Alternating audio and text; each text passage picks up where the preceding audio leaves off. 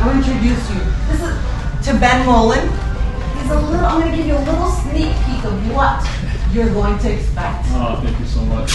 So I only have a couple minutes with you guys, so I'd like to talk about my belt buckle. And in April of this year was the first time I actually completed a 100-mile ultra marathon in the woods.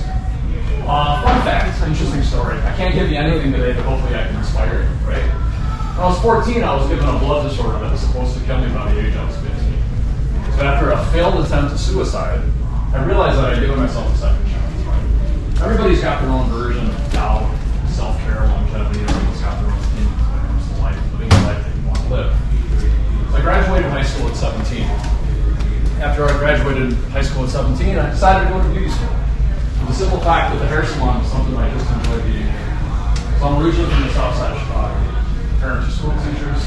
But fun fact about me is that I had a handicapped father who had high-functioning Asperger's and a mom who was physically handicapped because she was on a drug called prednisone for super long time. So let's just say early on in life I understood resilience, and I also understood how delicate and fragile life can be in certain situations. Even still after my parents' passing, when I walk into a building, the first thing that I do is I try to look to see if it's still handicap accessible. Right? So fast forward, go to beauty school. And right around that time is when I started to find my voice. I don't know how old the people are in this room, but when punk rock started to come out like back in the early 90s and stuff, I almost felt like it came out just incredible. And me, I was inspired by Guns N' Roses. I was inspired by Dr. Dre and Chronic, that whole West Coast side of music that was coming out. And I knew early on that I was going to have a unique outlook on life because I developed it through an artist. Early on, when I identified as an artist, even when I went to beauty school, I was an artist that chose a career in cosmetology. I can't stress that enough. If you ever identify as what you do professionally, you're only looking through a very small frame of window. But when you identify as an artist, there's no such thing as a backyard. So everything is something that you can do. So let's fast forward. 21, I got my first salon. I bought it for $16,000 off this old Italian couple in Homewood, Illinois, because they were having some tax issues. He was running it kind of shady. Brought $8,000 from my grandmother, maxed out $8,000 on another credit card, and I was an entrepreneur. I can tell you the story with that, and actually there's a book coming out in 2025 that will tell you a lot more. But let's just say at the age of 35, I was over $150,000 in debt. I was a functioning alcoholic, and I was about to lose my house in custody. Lo and behold, I was given the opportunity of a lifetime. It was almost like God threw me a straight-up P.O. box message. And they put me on a television show for hairdressers on Bravo called Sheer Genius. And this was in 2007. I went from working out of my house selling weed to all of a sudden everybody in the world knew who I was. I got flown to LA and I competed on a television show for hairdressers called Sheer Genius. I got second place. Came back, and then for that 7 years, I was on major television internationally for 7 years in 44 countries. Me. I shouldn't even be here. I did that.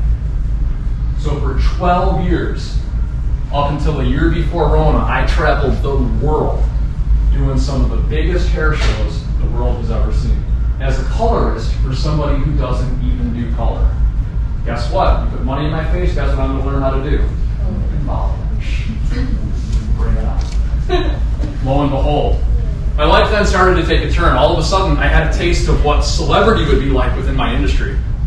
I liked it, but also in a way, I felt the pressures of constantly having to be on. So let's just say in 2018, I had somewhat of a relapse. I decided that what my value was not necessarily what I was able to do with my hands, but what I was able to do with my mind and able to do with my mouth. Sometimes I have to think to myself, what would Chuck D do in a situation like this?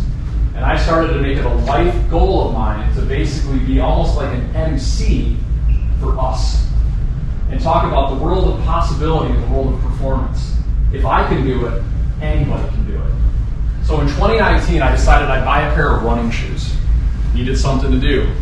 I was recently just started going from owning salons to working back from home and going back to the original hustle that I originally missed so much. Called a friend of mine and said, hey, I bought a pair of shoes. He said, you should sign up for an Ironman. Keep in mind, I'm 70 pounds heavier, functioning alcoholic, and I'm figuring stuff out. 1 year later, I crossed my first Ironman after never working out a day in my life. In those 3 months, I lost 70 pounds. And in April of this year, I did what other people would consider to be impossible. I crossed the finish line of a multi-day 100-mile foot race. Now I can honestly call myself an ultra-marathon. So why am I telling you this? You better believe it. So why am I telling you this? To inspire the shit out of you. And when I leave today, I want you to be like, if that dude can do it, I can do it. Now here's the thing. I can give you inspiration, however, I cannot make you courageous. So whatever is holding you back, what I'm trying to say is let it go. Doubt, delusion, that shit is in your head. Currently, I have worked and trained some of the biggest beauty influencers in the world. I help with content creation.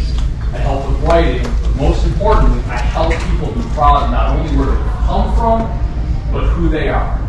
So your doubts and your fears, those are your strengths. Embrace them. The things that you have control over, hold your arms around those things and love them like the day they were born. But most of all, never lose focus. And the reason why I am here today and able to do what I do is simple. I don't give up. I never give up, and I never will give up. And I hope you all do the same. Respect.